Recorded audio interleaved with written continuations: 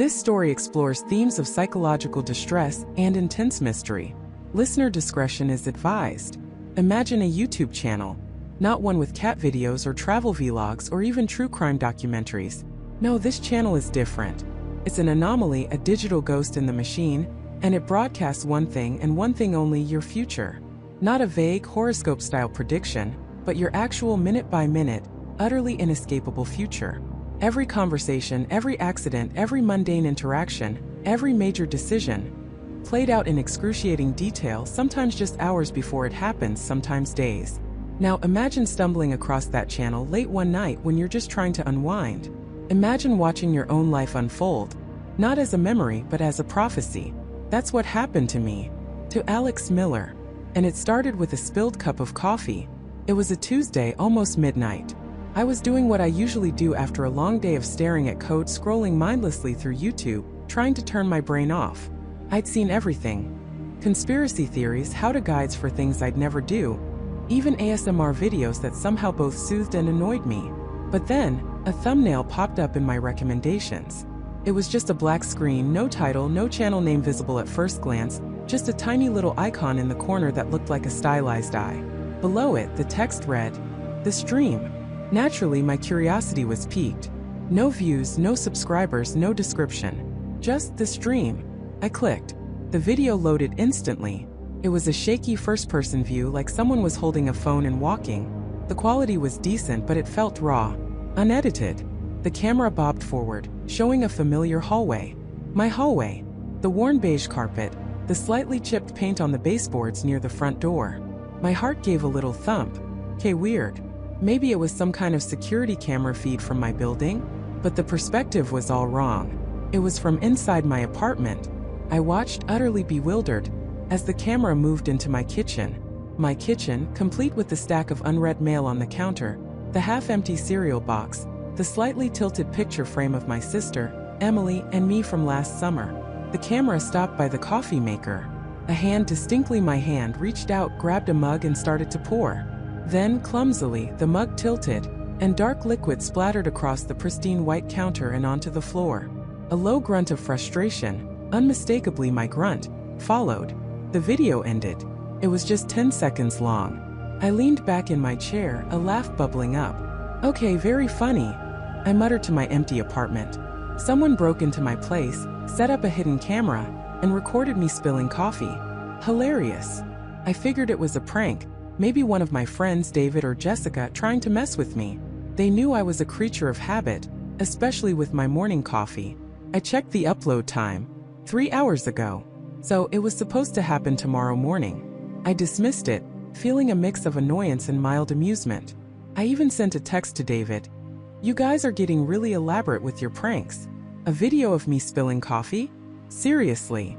He replied instantly. "What are you talking about, dude? I'm asleep." Jessica's reply was similar. I shrugged. Maybe it was just a random, hyper-specific coincidence.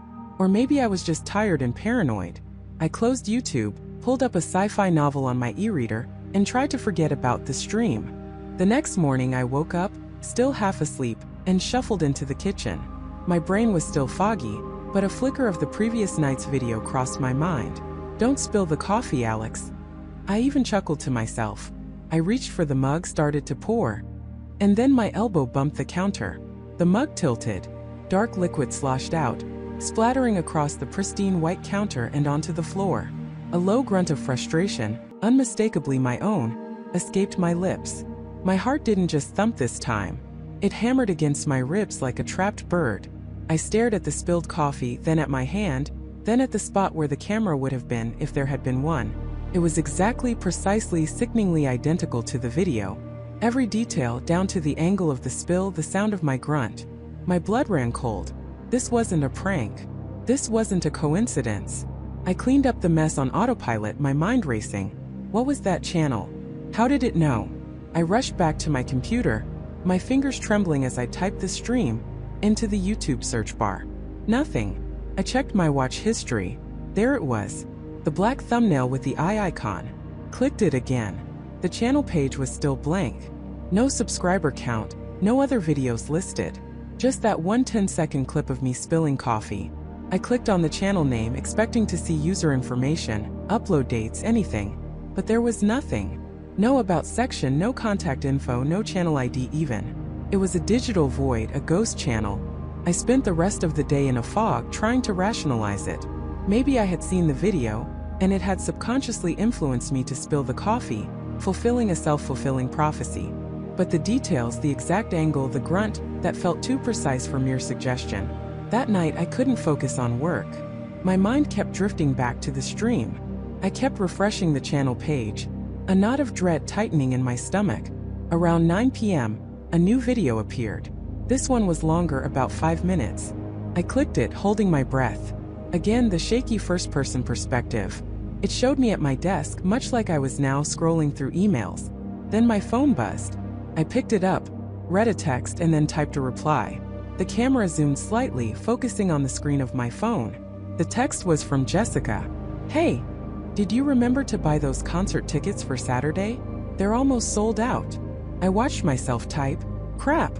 No, I completely forgot. I'll do it now." The video continued. It showed me opening a browser, navigating to a ticket website, and frantically refreshing the page. The ticket prices were surging. I could hear my own frustrated sigh. The video ended with me finally securing 2 tickets, but at a significantly higher price than I'd intended. I stared at the screen, my mouth dry. I hadn't even thought about the concert tickets today. Jessica hadn't texted me yet. It was still only 9 p.m.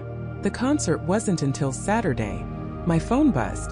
I jumped, nearly knocking over my water glass. It was Jessica. "Hey, did you remember to buy those concert tickets for Saturday? They're almost sold out." My blood ran cold, colder than it had with the coffee spill. This wasn't a coincidence. This wasn't subconscious influence. This was a direct, undeniable broadcast of my immediate future. I typed my reply, my fingers heavy on the keyboard. "Crap. No, I completely forgot. I'll do it now." Just like in the video, every action, every thought, every frantic click on the ticket website played out exactly as I had just witnessed. The prices surged. The frustration was real. I secured the tickets just as the video had shown, and at the exact higher price. I sat there staring at my phone, then at my computer screen where the stream channel still sat open. A cold, creeping terror began to bloom in my chest. This wasn't just a channel, it was a window into my own life, into my own future.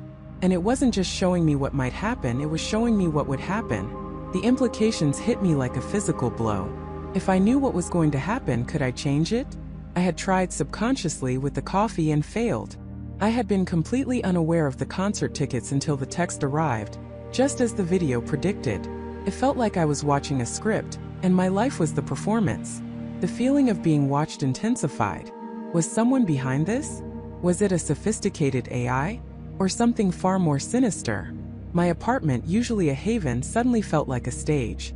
Every corner, every object, seemed to hold a silent, unseen observer. I couldn't sleep that night. Every rustle of leaves outside, every creak of the building, sent shivers down my spine. I kept replaying the videos in my head, searching for clues, for anything that could explain this impossible phenomenon. Who was the stream? Why me? And what else was it going to show? The thought gnawed at me, a relentless parasite in my mind. The next morning, I woke up with a profound sense of dread, not because of what the day held, but because I knew, or rather I feared, that the stream would eventually show me something I truly didn't want to see. Something I couldn't escape. Something that would shatter my life completely. And I was right to fear, because that was just the beginning. And I was right to fear, because that was just the beginning. For months, the stream had been a peculiar, unsettling comfort. A strange, warped window into the mundane. I saw myself spilling coffee on Tuesday, forgetting my keys on Thursday, making a fool of myself at the office Christmas party. Minor embarrassments, inconsequential blips. I'd even used it to my advantage once or twice, avoiding a traffic jam or remembering to bring an umbrella. It was like having a cheat sheet for life's trivialities. But then one crisp October evening, as the leaves outside my apartment window painted the world in hues of fire and rust, the stream showed me something that cleaved my reality in two. I remember it vividly. I was sprawled on my couch, a half-eaten bowl of popcorn beside me, the faint glow of my laptop screen illuminating my face. The channel loaded, buffering for a moment, and then there it was. Not a snippet of me fumbling for change at the grocery store, or me awkwardly trying to fix a leaky faucet. This was different. This was raw. This was devastating. It was me. And it was Jessica. Jessica, my best friend since kindergarten. Jessica, who knew me better than anyone, who'd seen me through every triumph and every stumble. Jessica, whose laughter was a familiar soundtrack to my life. In the stream, we were standing in her living room, the one with the oversized bay window and the ridiculously comfortable armchair. Her face, usually so open and warm, was contorted with a hurt I'd never witnessed before. My own reflection on the screen was equally horrifying. A mask of anger and frustration, my jaw clenched, my eyes narrowed. The sound, distorted as always, was just clear enough to make out the sharp, cutting words. I heard my voice, harsh and unforgiving, accusing her of something I couldn't quite discern, something about a betrayal, about trust shattered. And then Jessica's voice, trembling but firm, delivering a retort that felt like a physical blow even through the screen. I can't believe you, Michael. After everything, I can't even look at you right now. My blood ran cold. This wasn't a minor argument. This was a rupture, a chasm opening between us. On the stream, I saw myself take a step back, as if physically recoiling from her words. Jessica's eyes, usually sparkling with wit and kindness, were brimming with tears, but her gaze was resolute.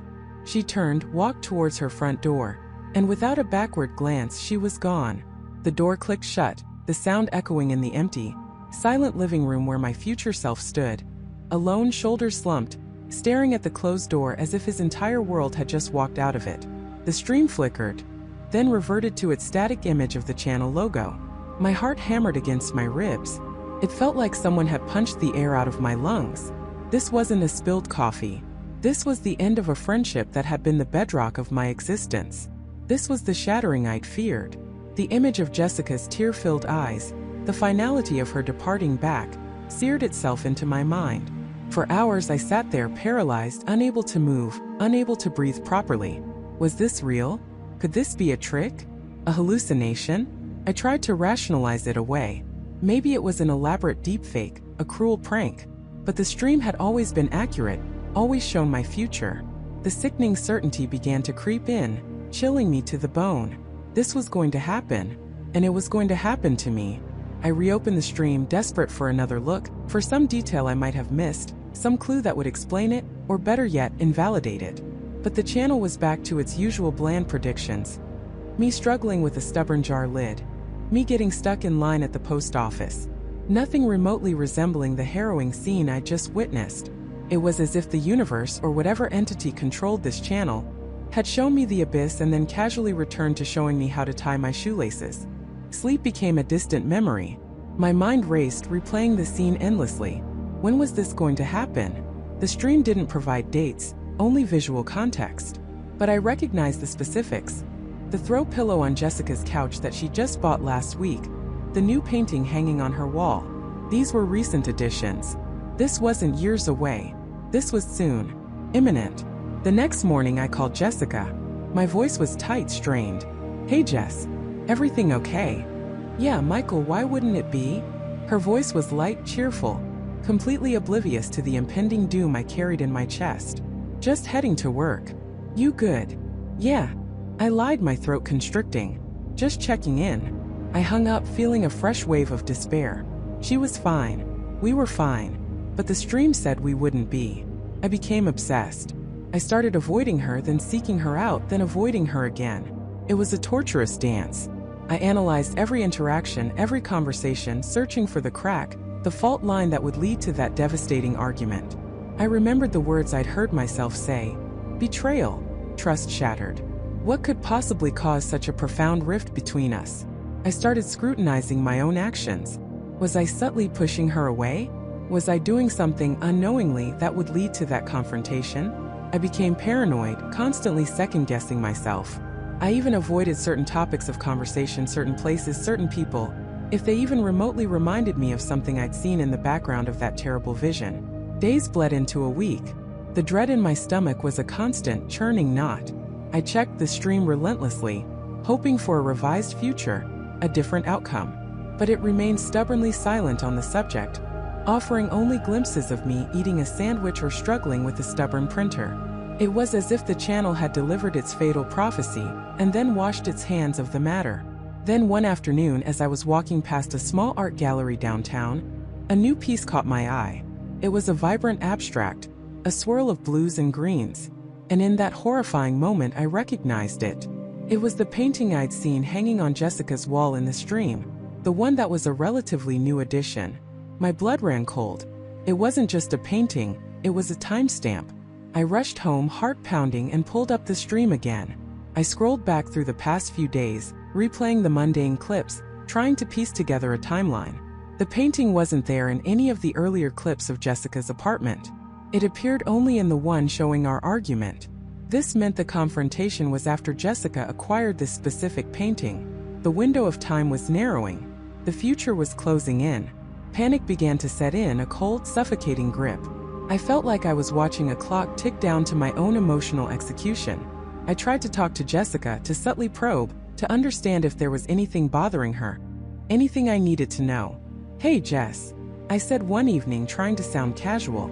"You've been good lately? No big worries on your mind?" She looked at me, a slight frown creasing her brow. "Michael, you're acting weird. Is everything okay with you?" The irony was a bitter taste in my mouth.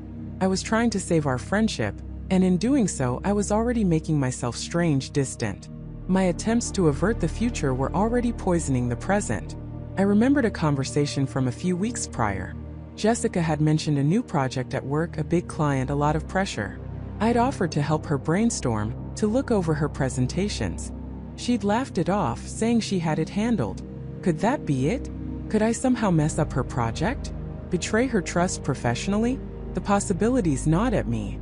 The day came. I woke up with a sense of profound dread, my stomach churning. I'd barely slept. Every shadow seemed to hold a premonition, every sound a warning. I knew with a terrible certainty that today was the day. I avoided going to her apartment, even though we had a standing movie night plan. I tried to make excuses to put distance between us, but the stream hadn't shown me going to her. It had shown us in her living room. This meant she would be involved in bringing me there, or I would arrive for some other reason. My phone buzzed. It was Jessica. "Hey, you ditching me for movie night?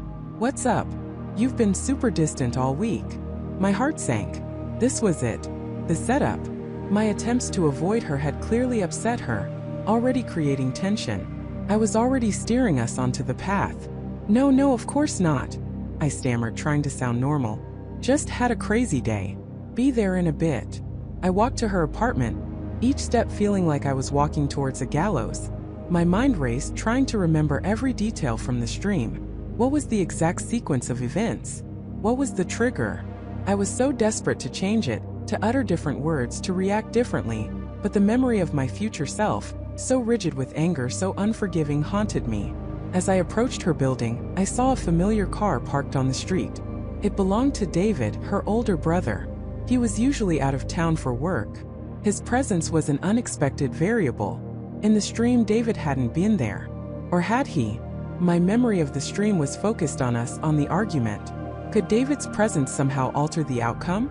Or was he somehow involved in the betrayal that was about to unfold? The thought sent a fresh wave of terror through me. The stream had shown me the what, but never the why. And now, standing on the precipice of that terrible future, I realized I had no idea what I was truly walking into. I just knew I couldn't escape it. I was a spectator in my own impending tragedy, and the door to Jessica's apartment just ahead felt less like an entrance and more like a trap. And the door to Jessica's apartment just ahead felt less like an entrance and more like a trap. I forced a smile, pushing the heavy oak door open as if it weighed 1,000 pounds. Jessica was there, her face lighting up with a genuine warmth that felt like a cruel mockery of the cold dread gripping my chest. "Michael, you made it. Come in, dinner's almost ready." Her apartment was exactly as I remembered it. Cozy, filled with the scent of her favorite rosemary candle, and something delicious simmering on the stove. A familiar, comforting space that now felt utterly alien. A stage set for a performance I already knew the script to. Every piece of furniture, every framed photograph on the wall, every throw pillow on her sofa, seemed to hum with a secret meaning, a silent testament to the terrifying accuracy of the channel. I walked past the small, ornate side table in her entryway, The one with the ceramic bowl filled with keys and loose change. In one of the videos, a brief, shaky shot had shown my own keys, glinting among hers, just moments before I was supposed to leave in a hurry. I tried to mentally shake myself. Asterisk, not yet, Michael. Focus. Asterisk. Smells amazing, Jess. I managed, my voice sounding strained even to my own ears. I tried to sound casual, normal, as if I hadn't just spent the last few hours watching my life unravel on a mysterious YouTube channel. She laughed, a bright, clear sound that grated against my frayed nerves. Well, someone has to feed you properly. You look like you've seen a ghost. A ghost? More like my future, playing out like a macabre preview. Just a long day at work, I lied, forcing another smile. Traffic was brutal. We moved into her kitchen, a bright, modern space with an island counter. She gestured to the stools. Grab a seat. I just need to plate everything. As she turned, her movements fluid and unburdened, I felt a surge of something akin to panic. How could she be so oblivious? Or was she? The thought, chilling and unwelcome, wormed its way into my mind. Could Jessica, my oldest friend, somehow be involved in this nightmare? The idea was absurd, unthinkable. Yet, the channel had shown me here with her moments before my life took a drastic turn. We sat down, and she served up a delicious-looking chicken pasta dish. I picked at my food, my appetite non-existent. My eyes darted around the room, searching for anything, any detail, that could either confirm or refute the channel's predictions. The white rug in the living room, visible through the archway, gleamed innocently. The one I'd seen stained with red wine in the video. My heart hammered against my ribs. So, anything exciting happening with you? Jessica asked, taking a sip of her water. She looked genuinely interested, her blue eyes sparkling. This was my chance. I tried to phrase it carefully. You know, something really weird happened to me today. I stumbled across this YouTube channel. It's really bizarre. Like almost prophetic. I watched her face intently for any flicker of recognition, any tell. She raised an eyebrow, a slight curve to her lips. Prophetic? Like fortune-telling videos? Sounds like a scam, Michael. Don't tell me you're falling for those clickbait titles. No, it's different, I insisted, trying to keep my voice even. It's like, it shows specific events, mundane things, but they're so accurate it's unsettling. Have you ever heard of anything like that? She shrugged, taking another bite of pasta. Can't say I have. I mostly stick to cooking tutorials and true crime documentaries. Sounds like something out of a sci-fi movie, though. What's it called? Echoes of Tomorrow, I supplied, the name feeling heavy on my tongue. Jessica paused, a forkful of pasta halfway to her mouth. She frowned slightly, a thoughtful expression on her face. Echoes of Tomorrow, she repeated slowly, as if testing the words. No, doesn't ring a bell. But if it's so specific, maybe it's just really good editing? Or deepfakes? Her reaction seemed genuine. No sudden intake of breath, no averted gaze. Just casual curiosity and a logical explanation. A wave of relief, fleeting though it was, washed over me. Maybe I was just being paranoid. Maybe she truly had no idea.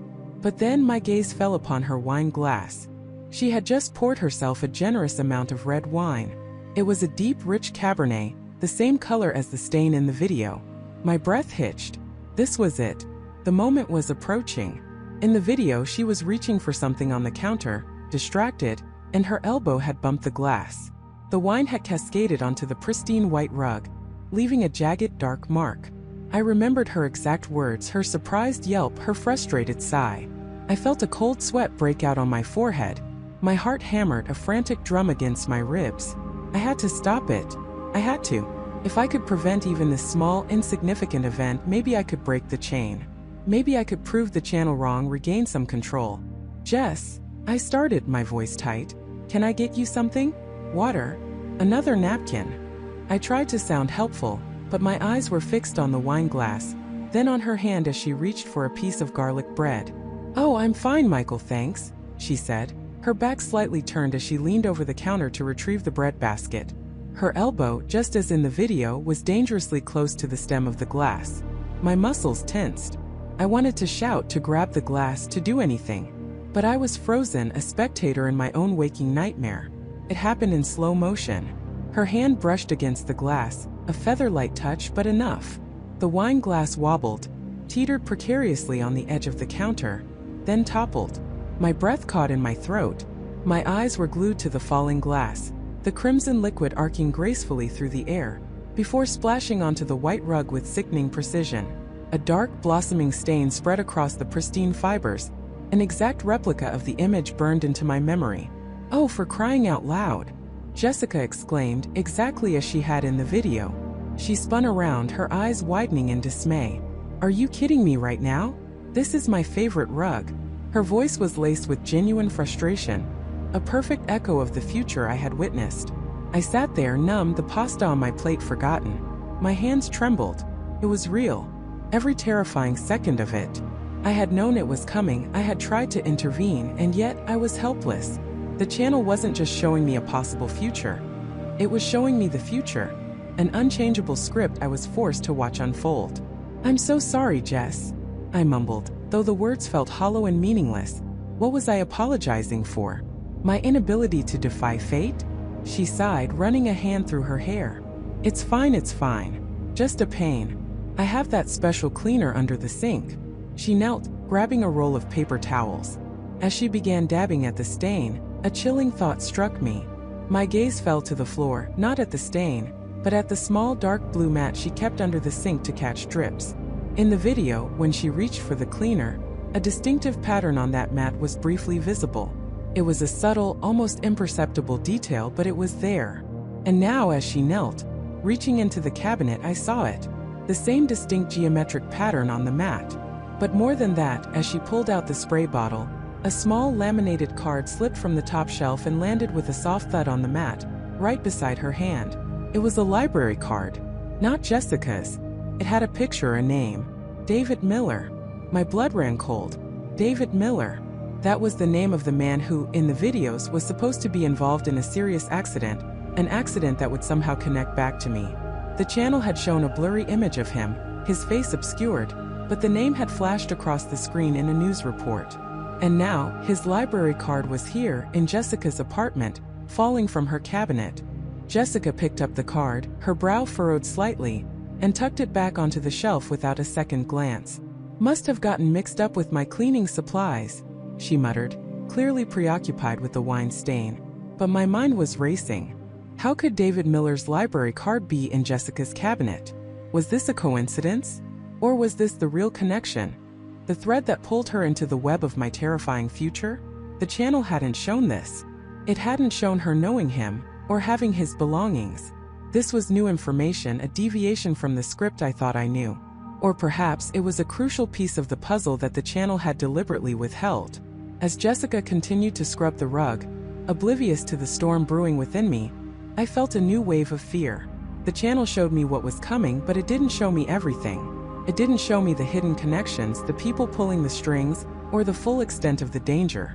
And Jessica, my friend, might be far more entwined in this dark prophecy than I could have ever imagined. The thought was unbearable, but the evidence, small and fleeting as it was, screamed at me. I was trapped, not just by a predetermined future, but by a chilling, unfolding mystery, with Jessica at its very heart.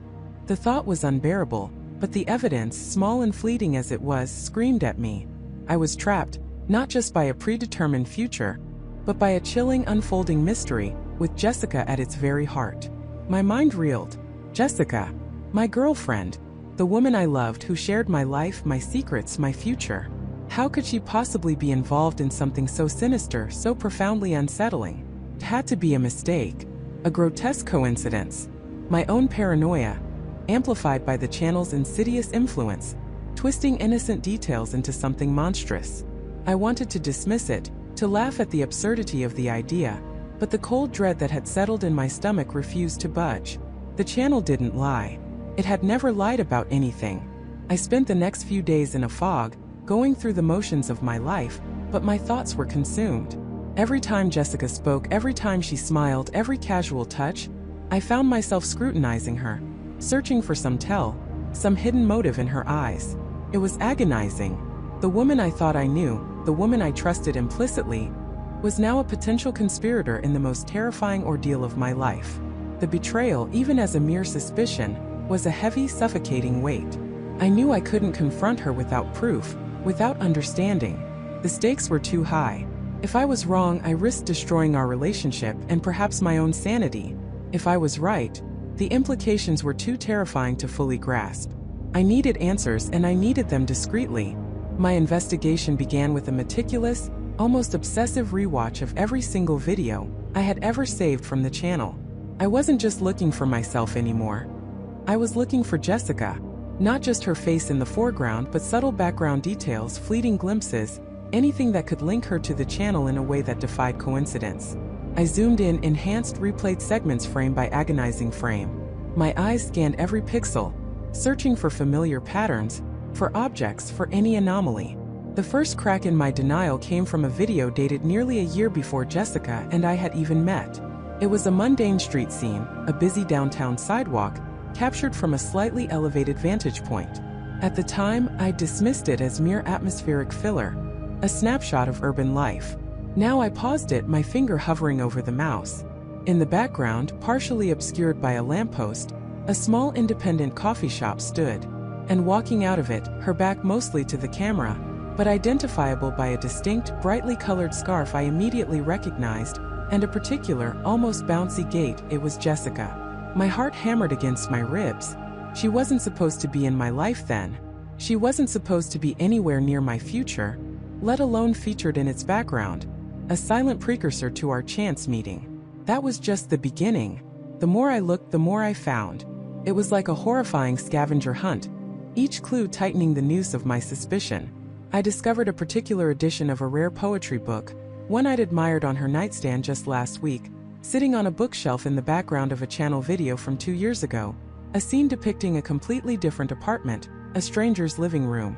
Later, in another video, an antique ceramic owl figurine, small and unique, briefly appeared on a mantelpiece.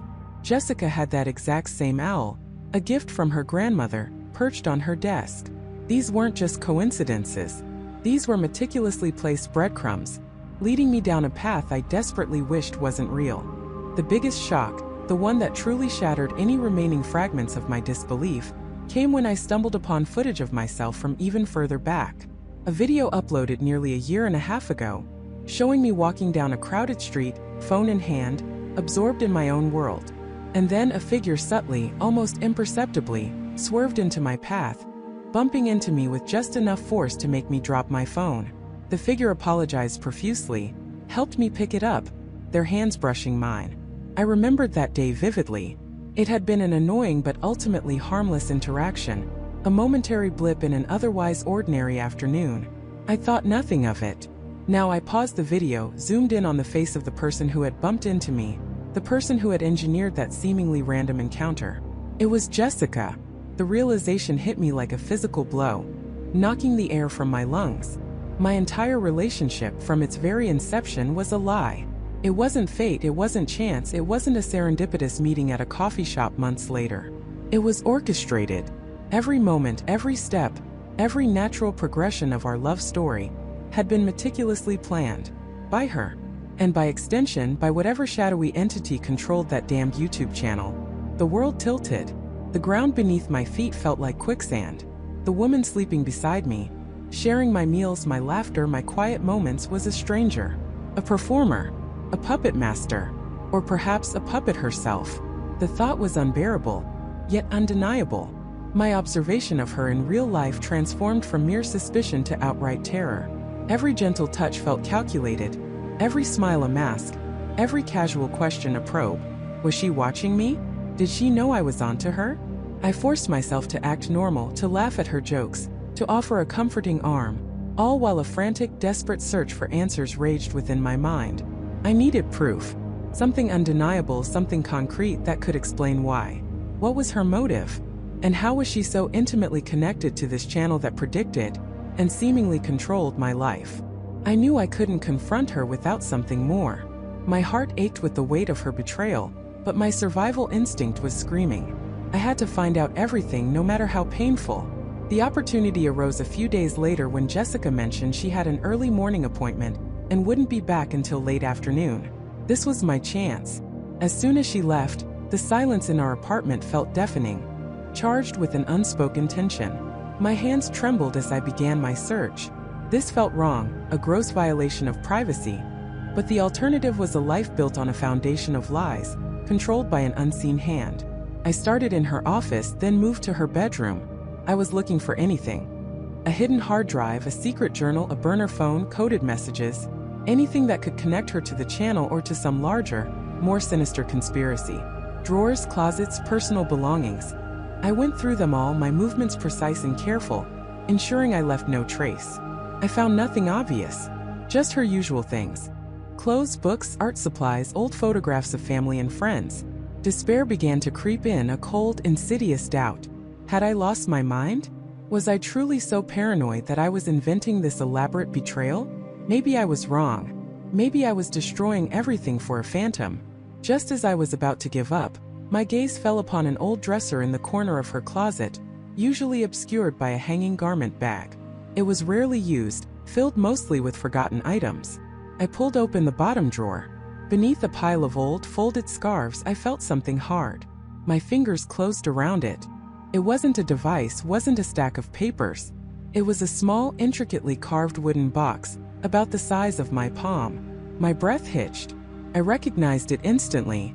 I had seen it before years ago in an old video from the channel. A distant, seemingly unrelated scene depicting a dusty antique shop. Now it was here in Jessica's possession. My heart pounded a frantic rhythm against my ribs. My hands were shaking so violently I almost dropped it. I opened the box. Inside, nestled on a bed of faded velvet, was a single antique silver locket. It was closed, its surface polished smooth by time and touch. I picked it up, my fingers tracing the cold metal. On one side, a faint, almost imperceptible engraving. A stylized, elegant J. On the other, a tiny, almost hidden symbol. My eyes widened in recognition. Where had I seen that symbol? Then it hit me. The symbol was the same one that occasionally flashed for a split second on the YouTube channel's loading screen, so fast I'd always dismissed it as a glitch, a momentary pixelation. It was the channel's hidden emblem. My blood ran cold. Jessica wasn't just a pawn, or an unwitting participant. She was deeply, intimately connected. The locket felt like a key, a direct link to the heart of the mystery. What was inside? I tried to pry it open, my breath catching in my throat. It resisted. I scanned its edges, desperate, and found a tiny, almost invisible clasp. With a faint click, it sprang open. Inside, on one side, was a miniature, faded photograph of a young woman I didn't recognize, her eyes dark and intense. And on the other, meticulously folded, a tiny piece of paper, no bigger than my thumbnail. With trembling fingers, I carefully unfolded it. It wasn't a letter, not a map, not a set of instructions. It was a single cryptic phrase, written in elegant, looping script. The director sees all, but the stage is yours to choose. The words echoed in my mind, a chilling pronouncement. The director sees all confirmed the channel's omnipresence, its terrifying knowledge of my future. But the stage is yours to choose. It was a cruel taunt, an illusion of free will in a predetermined existence. This message, combined with the locket, the symbol, and the undeniable links to Jessica, confirmed my worst fears. She wasn't just involved. She was part of a much larger, more elaborate game. And I was the unwitting star. A sudden sharp click of the front door. Jessica. She was home. Panic surged through me, cold and immediate. I shoved the locket and the paper back into the box, slammed the box shut, and thrust it back into the drawer, pushing the scarves over it, trying to make it look undisturbed. My heart was a frantic drum against my ribs. I barely managed to compose myself, to smooth my breathing, to wipe the frantic terror from my face, as she walked into the living room, a cheerful smile on her lips. "Hey, Michael. You're home early," she said, her voice light, oblivious. I forced a smile back, a hollow, brittle thing that felt like it would shatter at any moment. "Yeah, meeting wrapped up sooner than expected."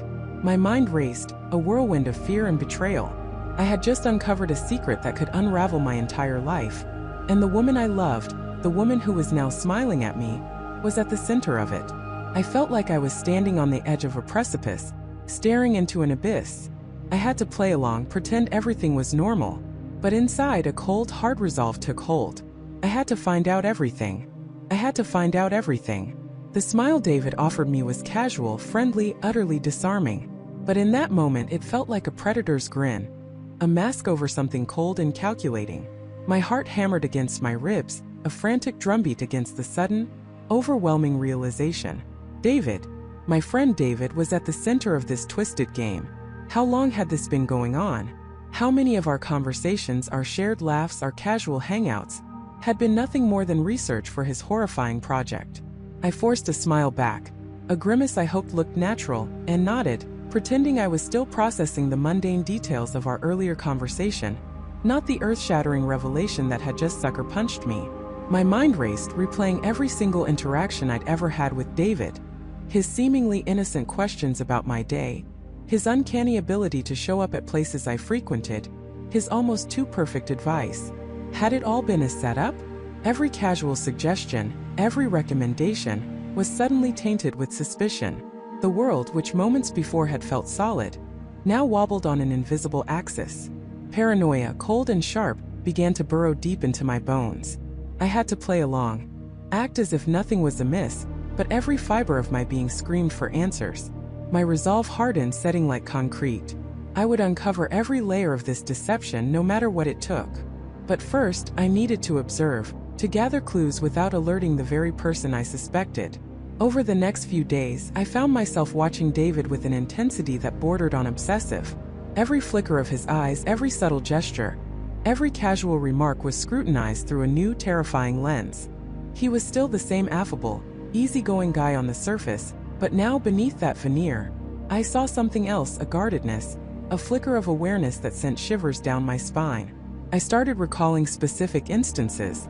There was the time he'd randomly suggested I try that new coffee shop downtown, the very one that had appeared in an early Future Me video, a prediction of me spilling coffee on my shirt. I'd laughed it off then, blaming my clumsiness. Now it felt like a carefully placed suggestion, a nudge into a pre-written scene. Another time, he'd insisted on helping me move a heavy box, and in doing so, had lingered near my desk, ostensibly to admire a new gadget, but perhaps to glance at my calendar, my notes, my life. I also began a discreet, almost imperceptible digital reconnaissance. I scoured his social media, not for anything obvious, but for subtle clues. Any obscure interests, any connections to tech forums or unusual communities, anything that might link him to the technical expertise required for such a channel. It was a tedious, frustrating process. David's online presence was meticulously normal: photos with friends, vacation snaps, comments on sports. Nothing screamed mastermind behind a predictive YouTube channel. It was almost too clean, too perfect, which only deepened my suspicion. The lack of overt clues was in itself a clue. He was careful, very careful. Driven by this new perspective, I returned to the Future Me channel with a grim determination. I didn't just look for new videos. I rewatched old ones, scrutinizing every pixel, every shadow, every background detail. I paused, zoomed in, enhanced. In one video, a blurry shot of me walking through the park, I noticed a car parked a block away. It was a dark sedan, common enough, but something about the subtle dent on the rear fender, the particular brand of roof rack, made my blood run cold. It looked exactly like David's car. Not just similar, but exactly like it, down to the same minor imperfections I'd seen countless times. My heart hammered, a frantic, desperate rhythm.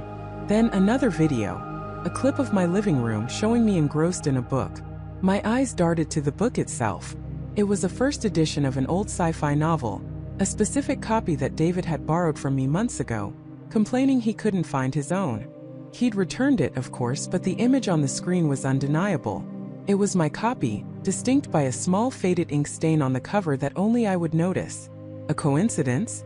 Or a deliberate signature? A breadcrumb left for me to find? A taunt?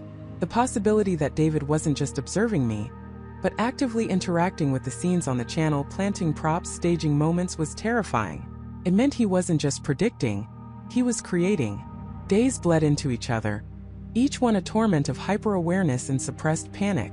The constant anxiety was draining, leaving me perpetually on edge. Then a new video dropped. This one was different. It didn't show me in a public place, or even just inside my apartment. It focused on my apartment building itself, the exterior, before zooming in on my specific window. The prediction was unnervingly precise.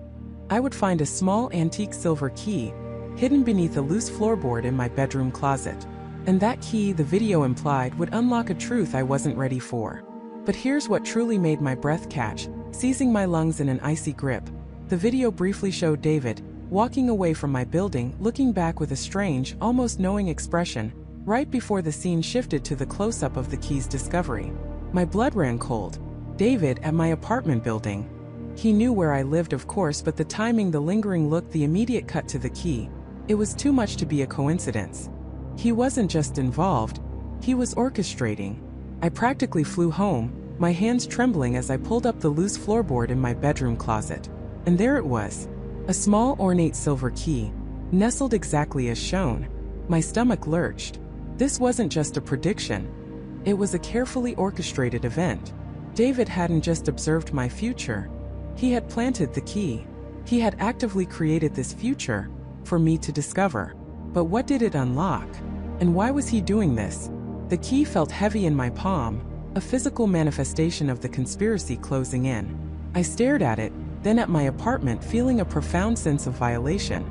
My home, my sanctuary, had been compromised. I couldn't confront David directly. Not yet. I had no definitive proof, only a gut feeling and a YouTube video that seemed to be a step-by-step guide to my own unraveling. But the key, it had to mean something. It had to lead somewhere. I knew I had to find what this key unlocked, and quickly. Because if David had planted it, he knew what it was for. And if he was involved in the channel, then my next steps were probably already being filmed, my next move already predicted. As I stood there, key in hand, a chilling thought struck me. What if this key didn't unlock a truth for me, but a trap for me? What if I was being led, step by calculated step, into something far more sinister than I could ever imagine? The air in my apartment felt heavy, charged with an unseen presence. I was no longer just watching my future. I was living a script written by someone else, and I was holding the next prop. The worn leather-bound journal felt cold and heavy in my trembling hands, a stark contrast to the sudden clammy sweat on my palms. This was the prop, the next piece of this horrifying puzzle. My heart hammered against my ribs, a frantic drumbeat against the silence of my apartment. I took a deep, shuddering breath and flipped open the cover. The pages were yellowed with age, the edges brittle. The first few entries were written in a neat, feminine script, detailing mundane observations about daily life, grocery lists, a note about a friend's birthday, a complaint about a leaky faucet. It was so ordinary, so normal, that it felt like a jarring intrusion into the nightmare I was living. I almost dismissed it, thinking it was just a random old journal, but then I saw a date, October 14th, 2 years ago, and the name scrawled on the inside cover almost faded to illegibility. Sarah Jenkins. I kept turning, my fingers brushing over the delicate paper. The handwriting started to change, becoming less neat, more hurried, scrawled with an increasing sense of urgency. November 3rd. It happened again. That strange feeling like déjà vu, but stronger. I saw myself dropping my coffee this morning. Then moments later, it happened exactly as I'd pictured it. It's unsettling.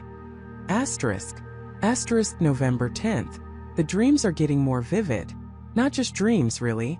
More like premonitions. I'm seeing moments of my day before they happen. Small things mostly. A car swerving, a specific phrase someone will say. Is this normal? Am I just stressed? My breath hitched. Sarah Jenkins was describing exactly what I had experienced, but without the YouTube channel. Or perhaps the channel hadn't been her primary source. I read on, my eyes scanning for any clue, any mention of a broadcast, a screen, anything that could connect her experience to mine. December 1st. It's not just dreams anymore. I'm seeing things when I'm awake. Flashes, like a brief, silent video playing in my mind. Today I saw myself arguing with David, then an hour later the argument played out word for word. I tried to change it, tried to bite my tongue, but the words just came out, as if I was reading from a script. The air grew colder around me, or perhaps it was just the icy grip of fear tightening its hold. A script. She'd used the exact same word I had. This wasn't just a coincidence. Sarah Jenkins was either experiencing the same phenomenon, or she was connected to it. The entries grew longer, more desperate. December 15th. I found it. It's not in my mind. It's outside. There's a channel. A specific channel. Showing my life. My future. It's always there, playing silently, subtly influencing everything. I tried to ignore it. I deleted my browser history, cleared my cache, even got a new computer. But it still finds me. It's like a shadow always just at the edge of my vision. Asterisk. A channel. My blood ran cold. It wasn't just my channel. This wasn't a unique curse. This was a pattern. A terrifying, repeating pattern. Asterisk January 5th. I tried to defy it today. The channel showed me spilling coffee on my new white shirt. I held the mug steady, my hand shaking, determined not to let it happen. But then my phone rang, startling me, and my elbow knocked the mug. It spilled. Exactly as it showed. It's like the universe conspires to make it happen, or someone is making the universe conspire. Asterisk. The journal entries continued, each one a chilling echo of my own mounting terror.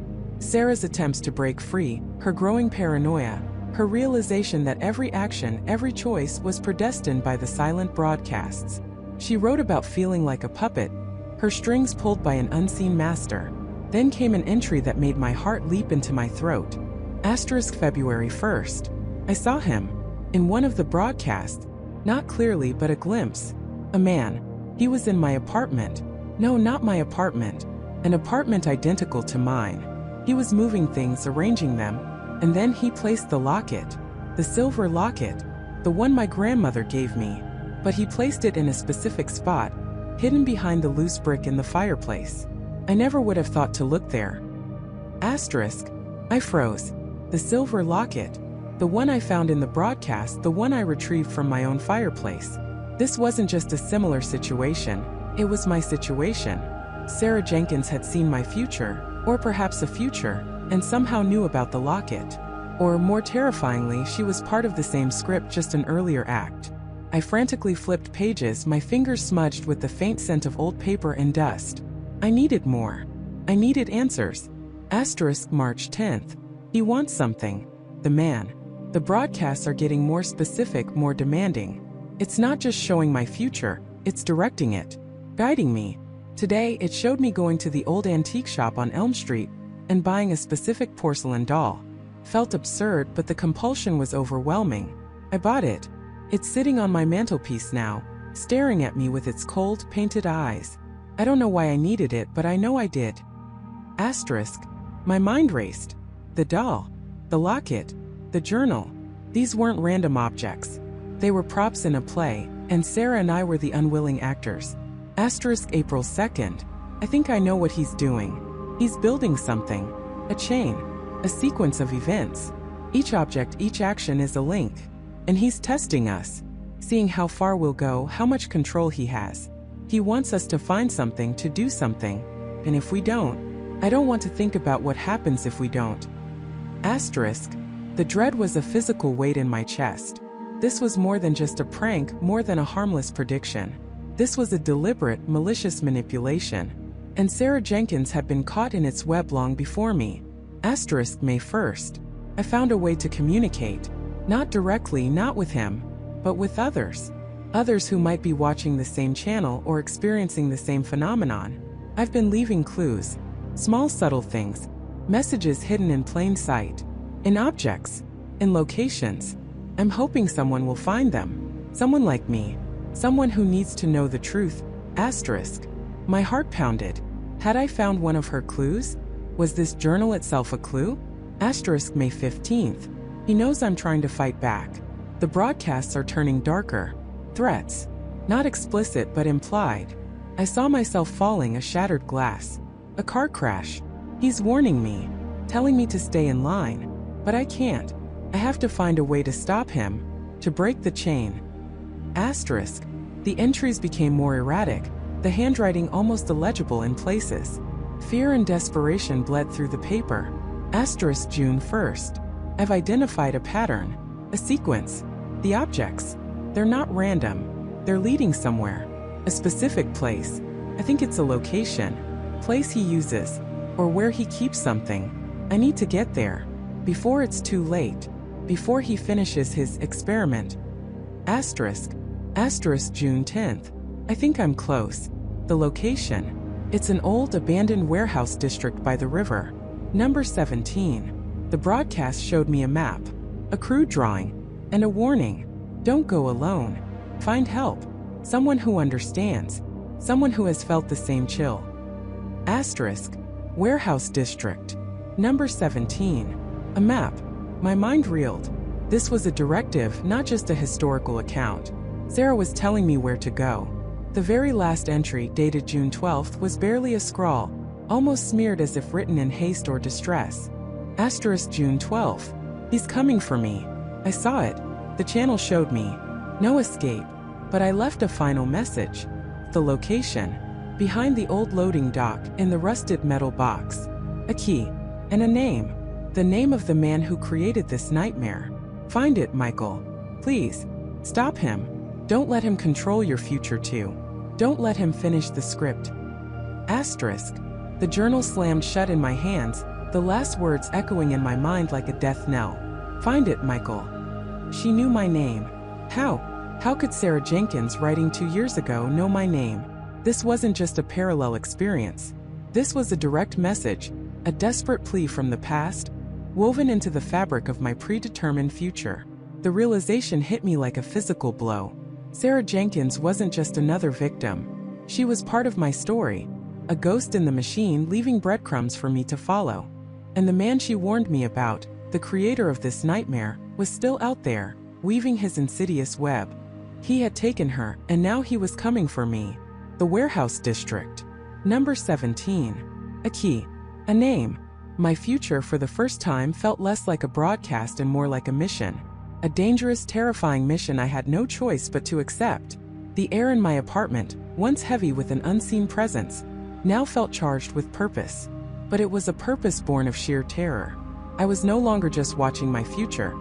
I was living a script written by someone else, and now, thanks to Sarah, I finally knew where the next scene was set. The old abandoned observatory. The words echoed in my mind, a chilling confirmation of the inevitable. Sarah's frantic call had given me a name, a location, and with it, a terrifying clarity. This wasn't just a random place. It was the next waypoint on a journey I hadn't chosen. A destination whispered to me by a phantom channel that seemed to dictate my very existence. The dread that had been a dull throb in my chest now surged, a cold tide of fear, but beneath it, a strange, grim determination had solidified. I had to go.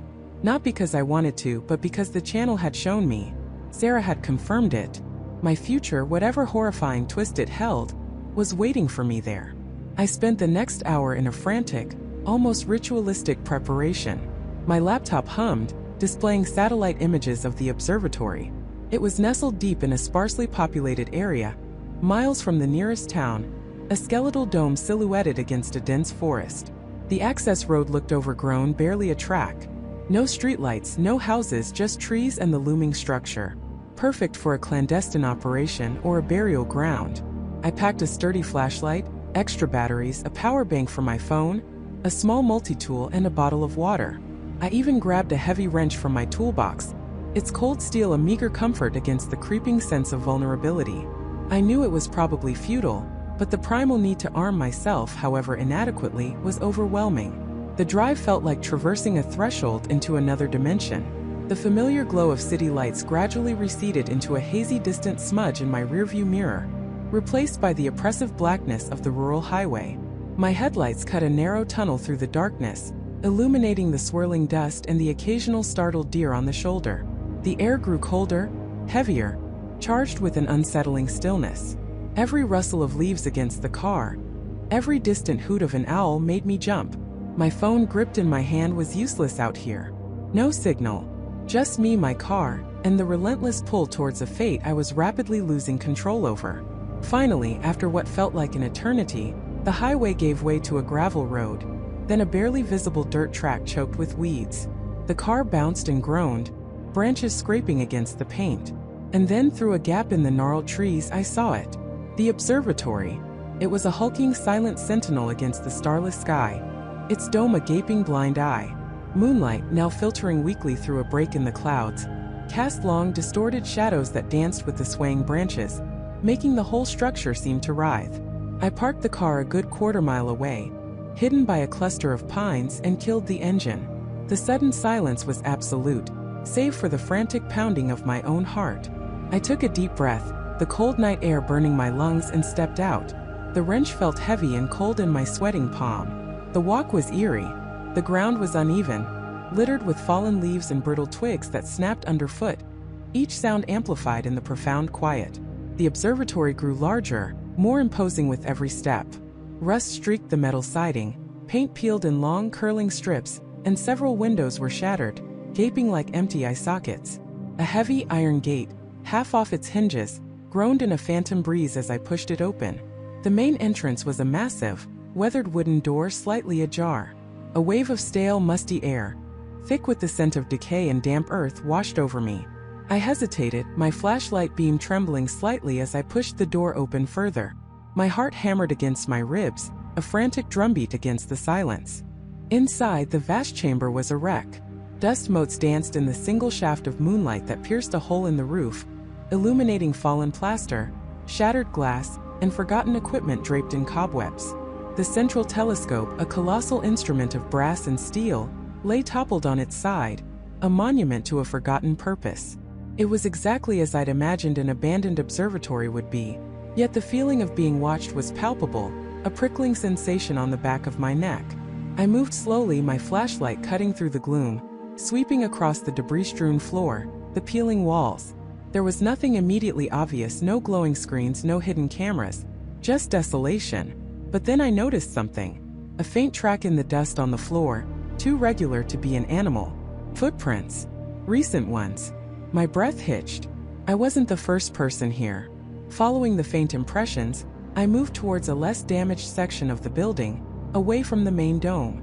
Here, a series of smaller rooms branched off a narrow corridor. The air grew even colder, a damp chill that seeped into my bones. The footprints led into one of these rooms, its door hanging crookedly from a single hinge. I pushed it open, the groan echoing eerily. Inside, it wasn't a laboratory or a control room, but an archive. Floor-to-ceiling shelves, some collapsed, others still standing, were crammed with dusty boxes, yellowed files, and thick, leather-bound journals. It smelled of old paper and mildew. This wasn't about broadcasting, it was about documentation. My flashlight beam danced across the spines of the journals, the labels on the boxes. Project Kronos, Phase 1, Precognition Studies, Temporal Observation Logs. The titles sent a shiver down my spine. This wasn't just an observatory. It was a research facility, a place where they studied time, prediction, the very fabric of the future. My future.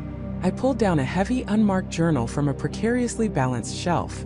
The pages were brittle, the ink faded, but the handwriting was neat, precise. Dates spanning decades, observations, theories. I flipped through, my mind racing, trying to make sense of the dense scientific jargon. It seemed to detail a complex, long-running experiment into the nature of fate and free will, and the possibility of influencing future events through subtle nudges. My fingers trembled as I turned another page. There, tucked between two sheets of faded text, was a photograph. A group of men and women, smiling, standing proudly in front of a much newer-looking version of this very observatory. They looked like scientists, researchers, full of hope and ambition. I scanned their faces one by one, a cold dread tightening its grip on my chest.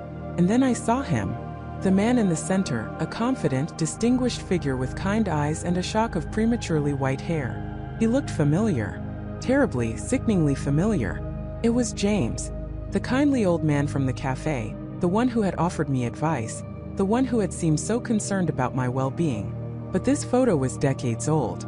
James looking younger, yes, but undeniably him. He was a part of this, part of Project Kronos. My mind reeled.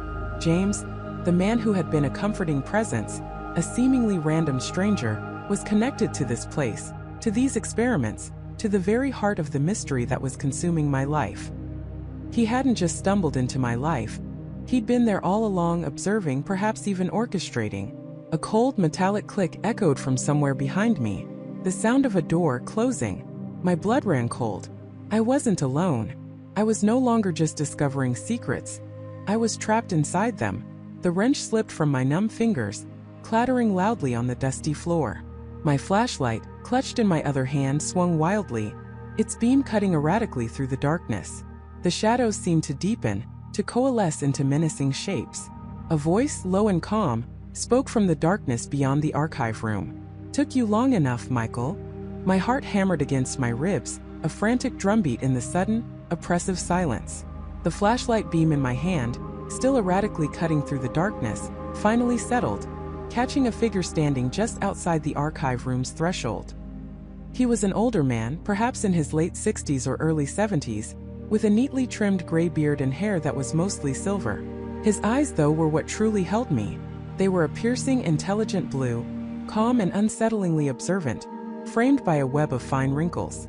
He wore a simple dark jacket over a collared shirt, looking more like a retired professor than a lurking shadow. Yet there was an unmistakable authority in his posture, a quiet confidence that filled the space. "Took you long enough, Michael," he repeated, his voice still low, almost a whisper, but it carried an undeniable weight.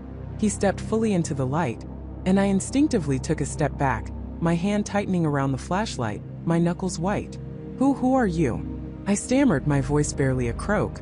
My mind raced, trying to connect this man to anything I knew, any threat, any possibility. He didn't look like a thug or a disgruntled former employee. He looked scholarly. A faint, almost imperceptible smile touched his lips. "My apologies. Old habits die hard. You're Michael Hayes, of course. And I am Dr. Alastair Finch." The name hit me like a physical blow. Dr. Alastair Finch, David's father, the brilliant reclusive scientist, the man who supposedly vanished years ago, whose research into advanced predictive algorithms and temporal mechanics had been dismissed as fringe science. The man whose son, David, had mentioned only in hushed, reverent tones. David's father? I whispered, the words tasting like ash. "But you're supposed to be gone." He chuckled softly, a dry, rustling sound. "A convenient narrative, wouldn't you agree? For the public, for the authorities, even for David for a time. It allowed me to work, unencumbered by distractions." He gestured vaguely around the dusty archive room, then back towards the dimly lit hallway. "You found your way to the very heart of the operation, Michael. Impressive, if a little reckless." My fear, momentarily muted by sheer disbelief, surged back with renewed force. This wasn't just some random encounter. This was the architect. This was the man behind the curtain. Operation? What operation? Is this about the channel? The one that shows my future? Dr. Finch's gaze sharpened, a flicker of something that might have been pride in his eyes.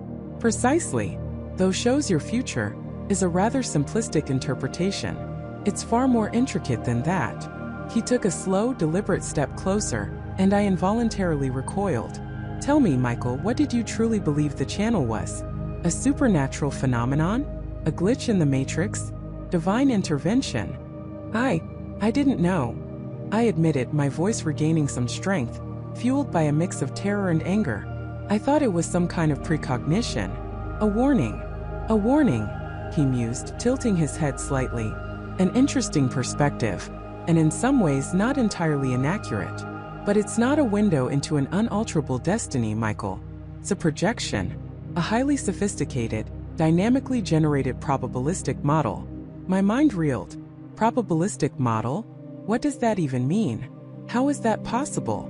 My father's research, David's research, and now my own, built upon decades of theoretical physics and computational science, sought to understand the fabric of causality itself, Dr. Finch explained, his voice taking on a professorial tone, as if we were in a lecture hall. "The future isn't fixed, Michael. It's a tapestry of infinite possibilities, each choice, each variable weaving a different thread. What if you could map those threads? What if you could predict the most likely outcomes based on a given set of initial conditions? And what if, more importantly, you could influence those conditions?" He paused, letting his words hang in the air, heavy with implication. I stared at him, my breath catching in my throat. "You're saying the channel isn't showing the future, but a future? One you created. Not created per se," he corrected gently, "but modeled. And yes, in certain instances, guided. You see, the channel is a highly advanced real-time simulation. It ingests vast amounts of data, your personal history, your psychological profile, global trends, even minute environmental factors, and constantly projects the most probable near-term future for you. But here's the crucial part. It's interactive. It learns. It adapts. And it allows for intervention." "Intervention," I repeated, a cold dread seeping into my bones. "You mean you're manipulating my life?" He smiled, a genuine if chilling smile this time. "We prefer to think of it as a controlled experiment in guided evolution. You, Michael, are our primary subject. The perfect candidate, in fact. An ordinary man with an ordinary life, suddenly thrust into an extraordinary situation. How would you react?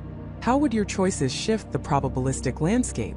My mind raced back to the broadcast, the small, seemingly insignificant changes that became critical, the warnings that I'd heeded, thinking I was outsmarting fate, the close calls, the car accident, Jessica, David, everything. So when I saw something on the channel and avoided it, that was part of your plan? Not always the plan, Dr. Finch clarified. More like a variable in a complex equation. Your awareness of the broadcast is the primary intervention. It forces you to make choices you otherwise wouldn't. And each choice, each deviation from the original projected path, provides invaluable data. We observe, we learn, we refine. It's the ultimate study in free will versus determinism, played out in real time. The room felt like it was spinning. My life wasn't my own. My choices weren't entirely mine. I was a rat in a maze, and this man was the scientist observing my frantic attempts to find the cheese. This is insane. You've been playing God with my life. A necessary endeavor, Michael, he said, his voice losing its professorial tone, hardening slightly. The implications of this technology are staggering. Imagine being able to foresee global crises and avert them, predict economic collapses, guide humanity towards its optimal future. This isn't about one man's life.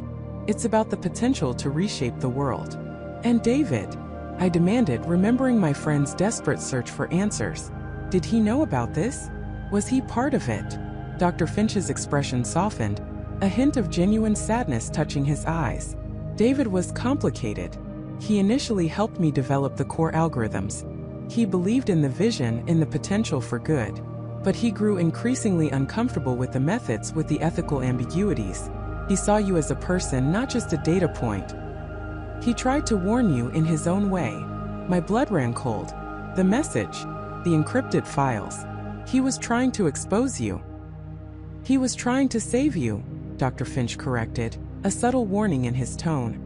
And in doing so, he put himself and our entire project at risk. His disappearance was unfortunate, but necessary to maintain the integrity of the experiment. He became a variable we could no longer control. A wave of nausea washed over me. David wasn't just missing. He was a casualty of this monstrous experiment. You hurt him. You made him disappear. Dr. Finch sighed, a sound of weary resignation. Let's just say he was removed from the equation, permanently in a functional sense. He's safe, Michael, in a place where he can no longer interfere. But his actions necessitated a tightening of our protocols. Which brings us to you. He took another step, closing the distance between us until he was just a few feet away. His calm demeanor was more terrifying than any overt threat. You've proven remarkably resilient, Michael. You've navigated the challenges, adapted to the information, and now you've even found your way to us. You've become more than just a subject. You've become a central figure in this grand design. What do you want from me? I asked, my voice barely a whisper, my heart pounding so hard I thought it might burst. We want you to understand, he said, his gaze unwavering. And then, Michael, we want you to cooperate. Imagine the power we could wield together. With your unique perspective, your ability to react and adapt, and our technology, we could truly unlock the next stage of human evolution. You could be a pioneer, Michael, a co-architect of humanity's future. He extended a hand, palm up, a gesture of invitation. But it felt more like a trap, a spider inviting a fly into its web. My eyes darted around the archive room, searching for an escape, for a weapon, for anything. The shadows seemed to press in, no longer just darkness, but a physical manifestation of the control this man held over my life. And if I don't? I asked, my voice trembling but defiance stirring within me. Dr. Finch's hand slowly lowered. The faint smile vanished. His eyes, those piercing blue eyes, hardened to chips of ice. Then, Michael, he said, his voice dropping to a level that sent shivers down my spine. You become another uncontrolled variable, and we simply cannot afford any more of those. A sudden sharp click echoed from behind me, the distinct sound of a door locking. I spun around, my flashlight beam wildly illuminating the archive room's entrance. It was sealed. I was trapped. Dr. Finch took another measured step, closing the distance, his shadow falling over me.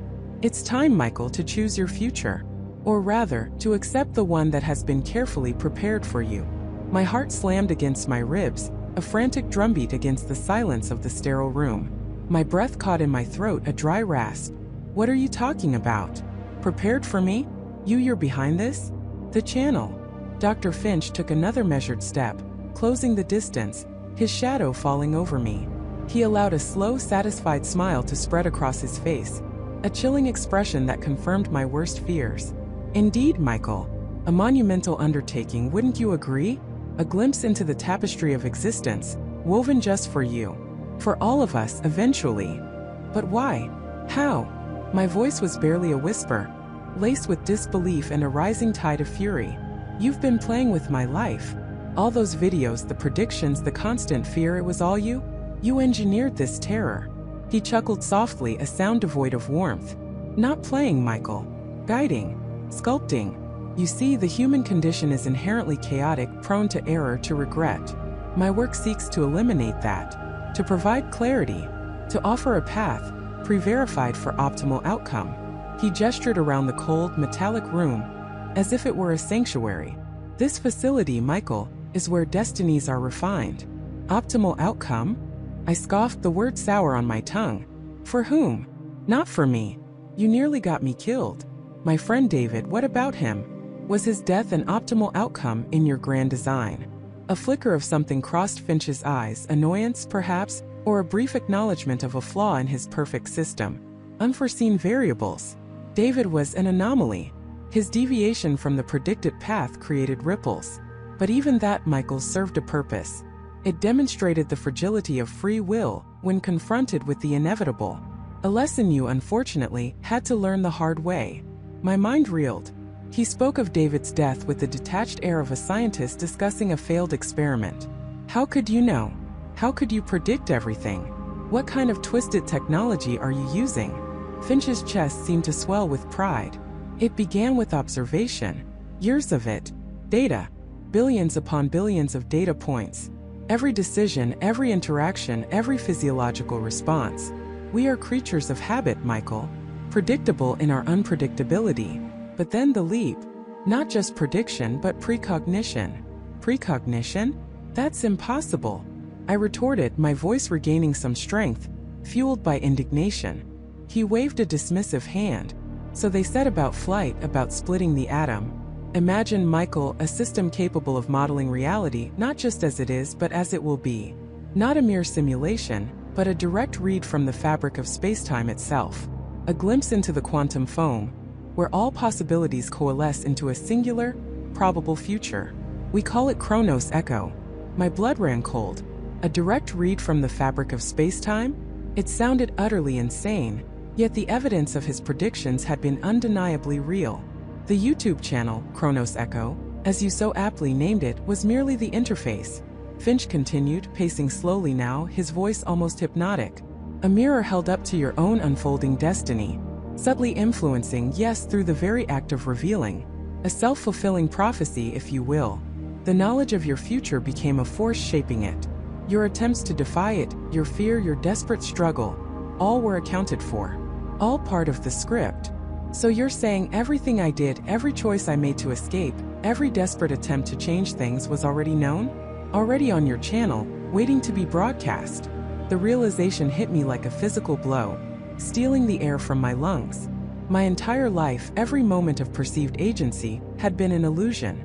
Precisely, he confirmed, a smug satisfaction in his tone. Your rebellion, your fear, your desperation, all accounted for. The human element, Michael, is a beautiful, if somewhat messy variable. But ultimately it converges.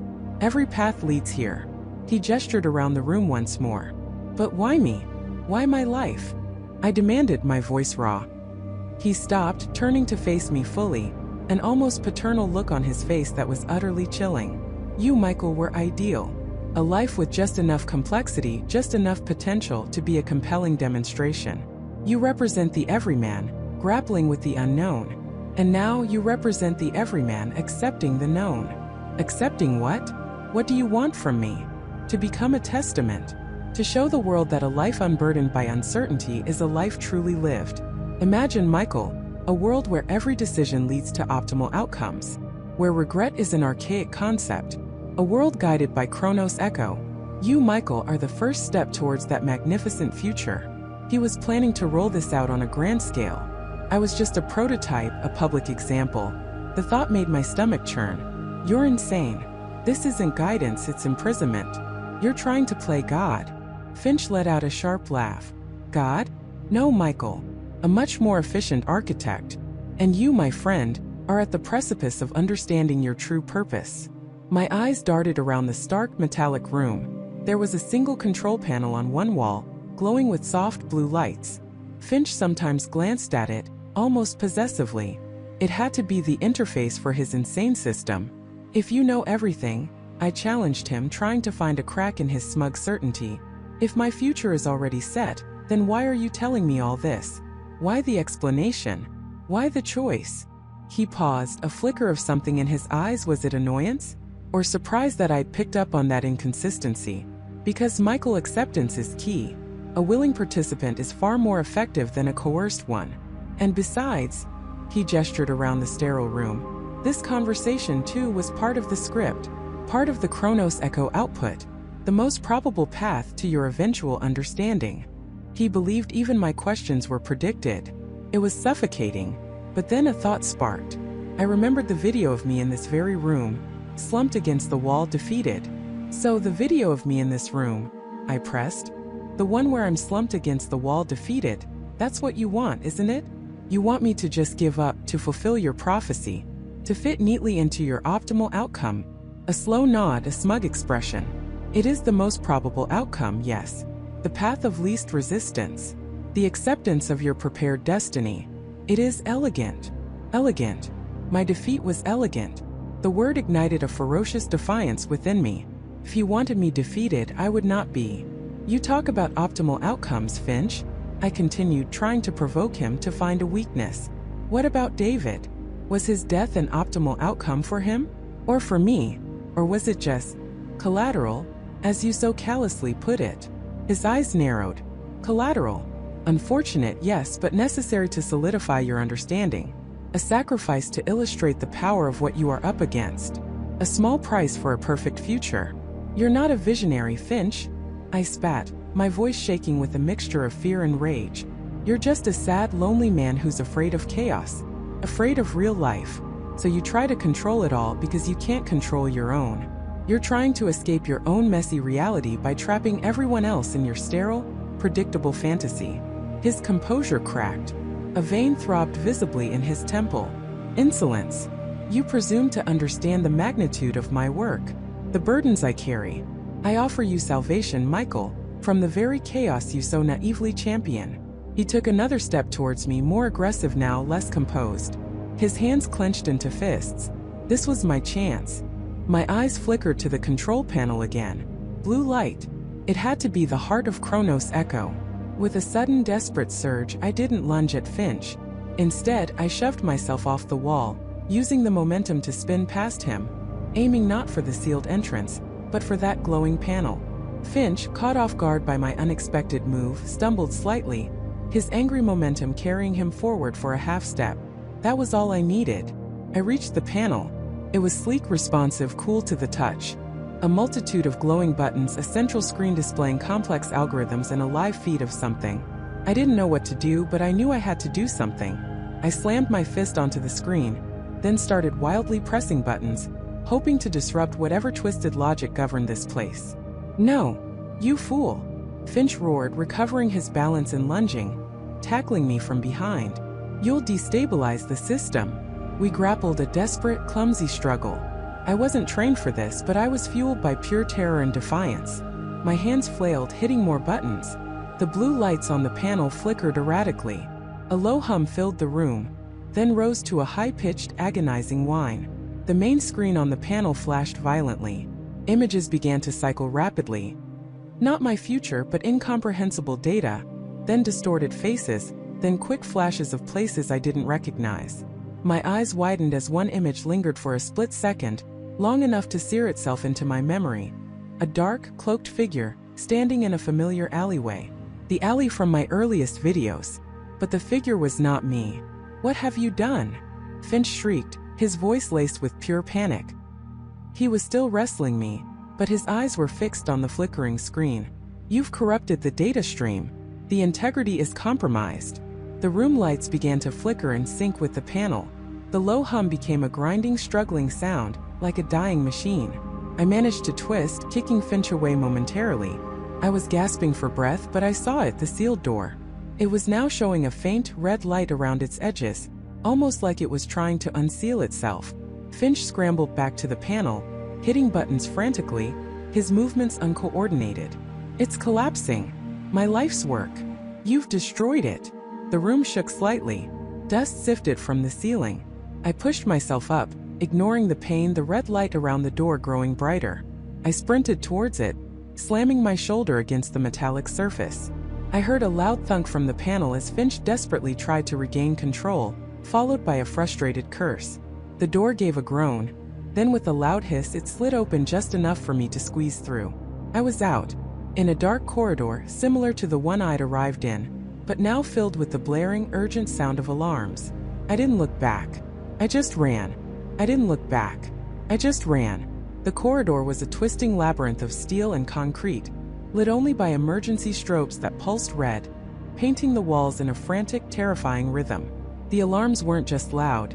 They vibrated through my bones, a primal scream of impending doom. My lungs burned, each breath a ragged gasp, but adrenaline coursed through me, a desperate fuel. I remembered the vague layout from my arrival, but that felt like a lifetime ago, and the emergency lighting made everything disorienting. Every shadow seemed to stretch and writhe, morphing into a potential pursuer. I rounded a corner, my shoulders scraping against the rough concrete. Ahead, a junction. 3 paths, left, right, or straight. My heart hammered. Which way? I didn't have a map, didn't have a plan beyond get out. Then a flicker, a memory, or perhaps something more. The YouTube channel. A fleeting image from one of the future broadcasts, showing me, panicked, turning right at a similar junction, only to be met by 2 hulking figures in dark uniforms. No, not right. I veered left without hesitation, trusting the instinct, trusting the memory of a future I was now actively trying to rewrite. The left corridor was longer, colder. The air grew heavy with the smell of ozone and something metallic, like burnt circuitry. I pressed on, my footsteps echoing against the blaring alarms. Up ahead, a door unlike the others. It was larger, reinforced with a small circular window. I peered through it, my breath catching in my throat. Inside, a vast, cavernous room, filled with rows upon rows of glowing servers, humming with an immense, terrifying power. Cables snaked across the floor like metallic vines, connecting massive data racks that stretched to the ceiling. And in the center, a raised platform with a single colossal screen displaying me. My face distorted by static, but unmistakably me. And not just me. Other faces. Faces I didn't recognize, flickering in and out, each with a timestamp, a date. A broadcast. This was it. This was the source. This entire facility wasn't just observing me. It was creating the broadcasts. Or at least processing the data that became the broadcast. My mind reeled. They weren't just showing me my future, they were projecting a future, possibly even influencing it by showing it to me. This wasn't a passive observation, it was an active manipulation. Suddenly, a voice amplified through the room's speakers, cut through the alarm, chilling me to the bone. "Michael, you really are quite predictable, aren't you?" It was Dr. Evelyn Reed. Her voice, calm and detached, echoed off the server racks. "Did you truly believe you could escape so easily? We've seen every step you'll take, Michael. Every single one." I pressed myself against the cold metal door, trying to disappear. But she knew I was there. "Curious, aren't you?" she continued, her voice closer now, as if she was walking through the server room. "About how it all works. About how we predict, how we shape, how we control." A heavy thud sounded from inside the room, then the distinct squeak of a wheeled chair. I stole another glance through the window. Dr. Reed was there, sitting at a control panel, her back to me. Her fingers danced across a holographic keyboard, and on the main screen, the images of flickering faces intensified. "It started simply enough," she mused, her voice now almost conversational, yet utterly terrifying. "With algorithms, predicting consumer behavior, market trends, But then we realized human behavior isn't so different. Patterns emerge. Choices, reactions, desires. All quantifiable. All predictable. She paused, and I could almost feel her smiling. We built the Oracle engine, as we affectionately call it, a quantum predictive analytics system, fed by every scrap of public data, every hidden camera, every digital footprint. It processes billions of variables, running countless simulations, charting the most probable future outcomes for any given individual. For you, Michael, and for thousands of others. But here's the true genius, Michael, she continued, her voice dropping to a conspiratorial whisper, even though it was amplified. Prediction is one thing. Influence is another. We don't just show you your future. We craft it. We select a probable future, one that benefits our clients, our objectives. Then we broadcast it to you. A carefully curated vision. A self-fulfilling prophecy. My blood ran cold. They weren't just predicting, they were manipulating. The channel wasn't a window, it was a leash. You, for instance, she said, and I flinched as if she'd looked directly at me. Your inherent curiosity, your need for answers, your rebellious streak. All factored in. We knew you tried to escape. We wanted you to. It's all part of the larger experiment. To see how far the influence extends, how much we can steer a free will. She laughed, a dry, chilling sound. And you, Michael, have been a most fascinating subject. Suddenly, the alarms intensified. A new, more urgent tone joining the cacophony. Footsteps. Heavy, rapid, approaching from down my corridor. They were coming for me. I had to move. But I couldn't leave without something. Proof. Understanding. I rattled the door handle. Locked. Of course. Don't bother, Michael. Dr. Reed's voice came again, closer now, as if she was right behind the door. That door is sealed. But do feel free to watch the show. Your capture is imminent, broadcast live just for you. I glanced back down the corridor. Two figures, large and imposing, were sprinting towards me, their faces grim. They wore the same dark uniforms I'd seen in the future broadcast. My heart leaped into my throat. This wasn't the future I wanted. This wasn't the future I was trying to avoid. This was the future they wanted. I had to find another way. I scanned the server room through the window again desperately. What could I do? What could I use? My eyes landed on a small, unassuming panel on the wall next to the door. It had a keypad and a small flashing red light. A manual override? A maintenance access? No time to think. The guards were almost on me. I frantically punched at the keypad, guessing random numbers. Nothing. The red light remained steady. Give up, Michael, Dr. Reed's voice taunted. It's futile. The guards were 20 feet away, 10. I could see the glint of something metallic in one of their hands. A stun baton? My gaze darted back to the panel. What if it wasn't a code? What if it was something else? A card reader? Then a thought, a desperate, wild gamble. The YouTube channel. What if it showed me this moment? I closed my eyes for a split second, trying to recall any detail, any flicker of an image related to this door. Nothing specific. Just a blur of red lights, pressing, urgency. But then something else. A phrase from an earlier broadcast, something I dismissed as irrelevant at the time. A news report about a new biometric security system, Project Chimera, being implemented in high-security facilities. It mentioned iris scans and retinal identification. My eyes snapped open. The panel. It had a small dark lens above the keypad, almost invisible against the black casing. An iris scanner. I slammed my eye against the lens, hoping beyond hope. A faint green light pulsed. A whirring sound. The door gave a soft click. Impossible. Dr. Reed's voice shrieked, no longer calm, laced with genuine surprise. That's a level 5 access. How did he? The guards were 5 feet away. I shoved the door open with all my might and stumbled into the server room, the alarm still screaming. I didn't care about the explanation, didn't care about her shock. I just needed to survive. The room was a dizzying maze of blinking lights and humming machinery. The air was thick with the smell of electricity. Dr. Reed was across the room at her console, staring at me with a look of pure fury. Stop him, she yelled into a comms device. Do not let him touch anything. But I already had a target. The main screen displaying my face and the faces of countless others. The Oracle engine. I ran towards it, weaving between the towering server racks, the guards now entering the room behind me, shouting. They were bigger, stronger, but I had the element of surprise and a desperate burning rage. "You can't destroy it, Michael," Dr. Reed screamed, her voice losing its composure. "It's distributed. Redundant. You'll only delay the inevitable." I reached the central platform. The screen loomed over me, a digital mirror reflecting my frantic face. Below it, a console similar to Dr. Reed's but larger with more intricate controls. I didn't know what to do.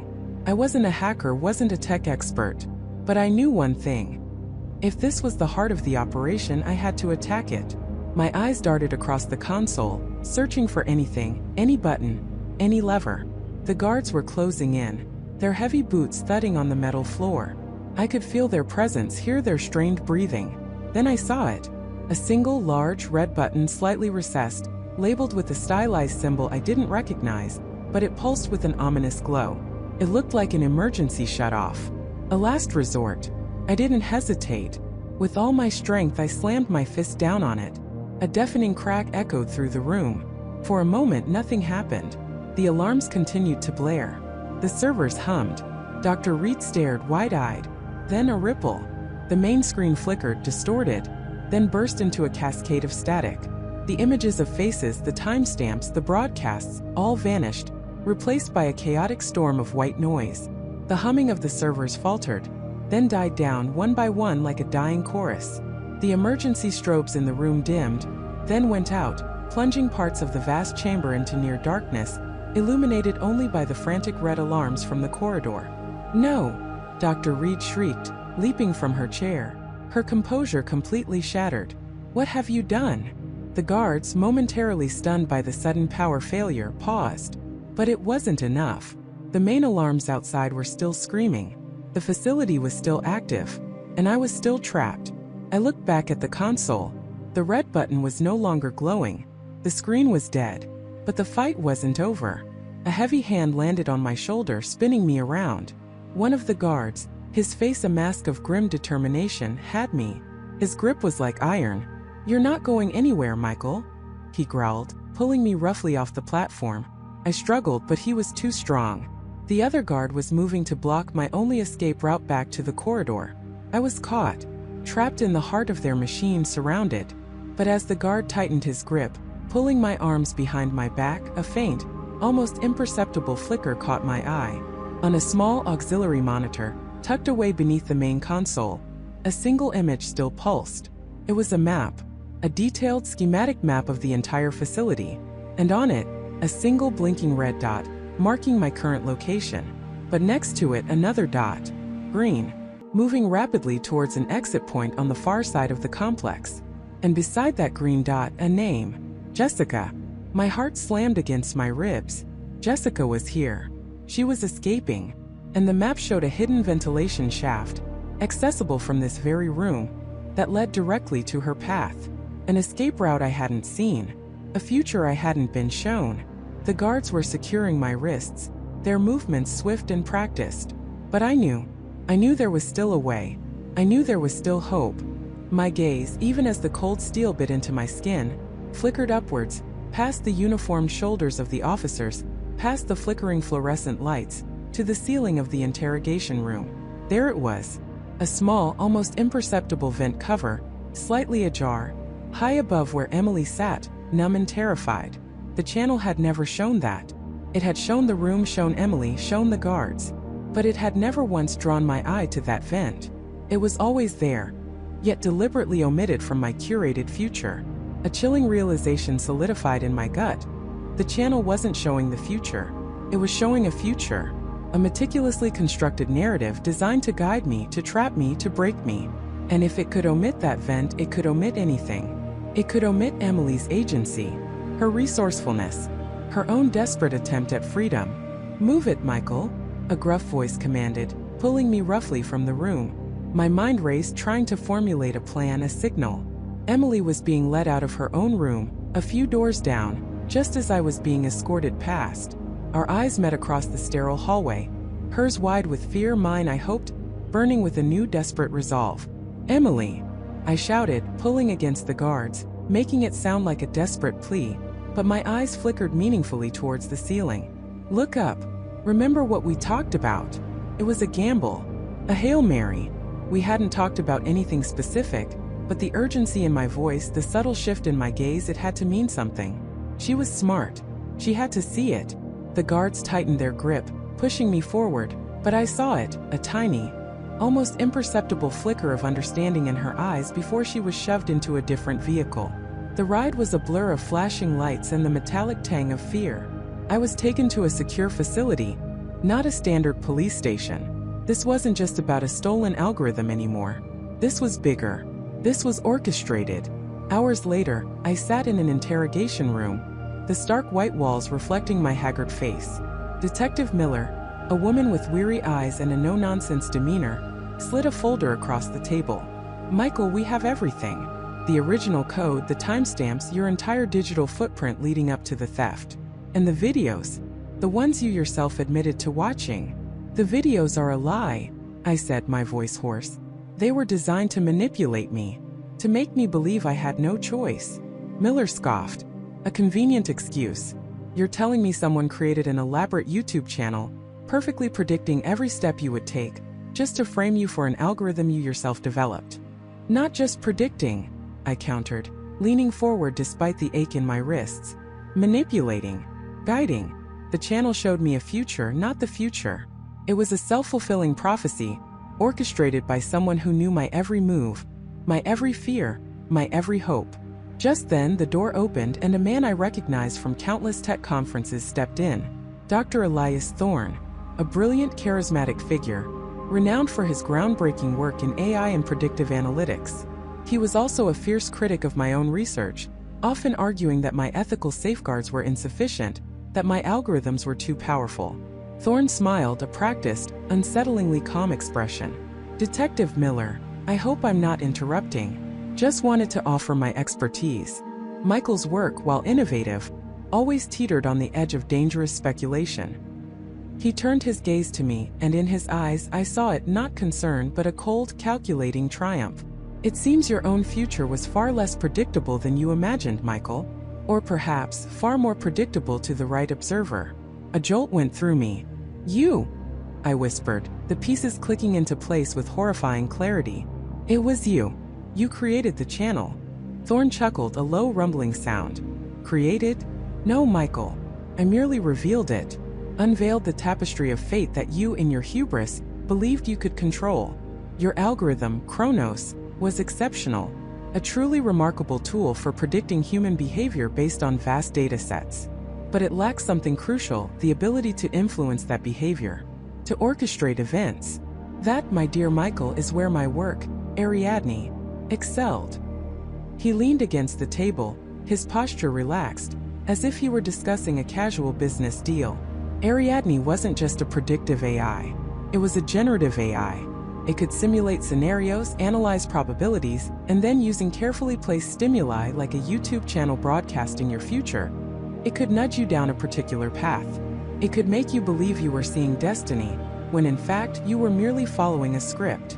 Detective Miller looked between us, her brow furrowed. What are you talking about, Dr. Thorne? What script? The script of Michael's downfall, Thorne said, his smile widening. Michael, you were becoming too influential. Your ideas about open-source predictive analytics were reckless. Such power cannot be wielded by the masses. It must be controlled by those who understand its true potential. Like me. He paced the small room, his voice gaining a theatrical edge. I took your Chronos algorithm, improved it with Ariadne's generative capabilities, and then I simply showed you the outcome. I showed you the future where you, driven by a desperate desire to change it, would unwittingly fulfill it. The theft, the chase, the framing of Emily. It was all meticulously planned. Every video, every prediction, was a step in a grand, elaborate game of chess, with you as my bewildered pawn. My blood ran cold. He wasn't just framing me. He was proving a point, a twisted philosophical experiment. And Emily? I demanded. What did she have to do with this? Emily was a variable, Thorne admitted, a flicker of annoyance crossing his face. Your attachment to her was a weakness I exploited. Her supposed betrayal was designed to isolate you, to make you desperate enough to steal your own algorithm, believing it was the only way to save her. A tragic irony, wouldn't you say? You're insane, I spat. No, Michael. I'm a visionary. I've merely proven that free will is an illusion, a comforting lie we tell ourselves. Given enough data, enough understanding of human psychology, anyone can be guided, manipulated, and controlled. Just as Thorne was savoring his confession, a cacophony erupted outside the room. Alarms blared, muffled shouts echoed down the hallway, and then a piercing synthesized voice boomed over the facility's intercom. It wasn't the standard emergency alert. It was Emily's voice. "Attention, all personnel." Her voice, distorted but unmistakable, cut through the chaos. "This facility is compromised. Dr. Elias Thorne is operating a vast surveillance and manipulation network, using classified government resources. He has framed Michael Vance and countless others. I am broadcasting live evidence now." Thorne's face, minutes ago smug and triumphant, contorted into a mask of pure rage. "Impossible." He lunged for the door, but Detective Miller, spurred by Emily's broadcast, was faster. She blocked his path, her hand going to her sidearm. "What is she talking about, Thorne?" Miller demanded, her voice sharp with suspicion. A desperate attempt by a criminal to escape justice. Thorne roared, trying to push past her. But Emily's voice continued, clearer now, overlaid with rapid-fire data streams. Thorne's AI, Ariadne, hijacked this facility's internal network. It's broadcasting its own operations, the schematics for its hidden cameras, the source code for the manipulated YouTube channel, everything. I accessed it through an old ventilation shaft in my holding cell, using a modified comms device I constructed from spare parts. A wave of relief so profound it almost buckled my knees washed over me. She had seen the vent. She had understood. My desperate signal had reached her. She wasn't just a pawn, she was a force. On a monitor in the corner of the interrogation room, which had been playing a silent loop of facility security footage, the screen suddenly flickered. It changed to a live feed showing a frantic Thorne trying to override a console, then a series of rapidly scrolling code, followed by a montage of familiar faces. Not just mine, but others, figures prominent in tech and finance, their lives seemingly predicted by the same insidious YouTube channel. The evidence was irrefutable. Thorne's grand design, his meticulously crafted illusion, was unraveling in real time. "Stop her!" Thorne shrieked, no longer the calm, collected mastermind but a desperate man. He finally managed to shove Miller aside, bolting for the door, presumably to the command center to shut down Emily's broadcast. "Don't let him get away!" I yelled, pulling hard at my cuffs. Miller, recovering quickly, drew her weapon and gave chase. The facility descended into pandemonium. Guards scrambled, officers converged, and Emily's voice, now a beacon of truth, continued to expose Thorne's web of deceit. My cuffs were eventually removed by another officer, who looked at me with a mixture of confusion and dawning understanding. When the dust settled, Thorne was apprehended, found trying to wipe the core servers of Ariadne. Emily, disheveled but triumphant, was found in a maintenance tunnel, surrounded by a makeshift array of wires and repurposed tech. She had been broadcasting from the heart of the beast. The YouTube channel, The Future Unveiled, was swiftly taken down. The videos, once so terrifyingly prophetic, were now seen for what they truly were: sophisticated fabrications. The authorities, initially skeptical, were overwhelmed by the sheer volume of evidence Emily had broadcast. Not just the manipulation of Michael, but Thorne's broader network of surveillance, data harvesting, and psychological warfare on a global scale, all to prove his twisted theories and consolidate power. My name and Emily's were eventually cleared, though the shadow of the incident lingered. We were victims, yes, but also instruments in Thorne's elaborate scheme. The world grappled with the implications. How easily our perception of reality could be warped, how fragile our sense of free will could be when confronted with such advanced, malicious technology. Emily and I, standing together outside the facility weeks later, felt the crisp autumn air on our faces. The future was unwritten, truly unwritten, for the first time in what felt like forever. "You really saw it, didn't you?" Emily asked, a small smile playing on her lips. "The vent." "I did," I admitted, a wry grin spreading across my face. "Just a flicker. But it was enough. It told me the channel was lying. Told me you were still you. Resourceful. Unpredictable. Free." She squeezed my hand. "And you, Michael. You didn't just accept the future you were shown. You fought it. You looked for the hidden truth. That's what saved us. The experience had changed us profoundly." The world no longer felt like a predictable sequence of events, but a vast, chaotic, beautiful canvas of infinite possibilities. We had seen the abyss of predetermined fate, and we had pulled ourselves back from the brink, hand in hand. The YouTube channel had promised to show me my future, but in the end, it only showed me the future someone else wanted for me. My real future? That was something Emily and I would have to create day by day, choice by choice, in a world that was suddenly, terrifyingly, and wonderfully truly our own. And this time we knew we would face it together.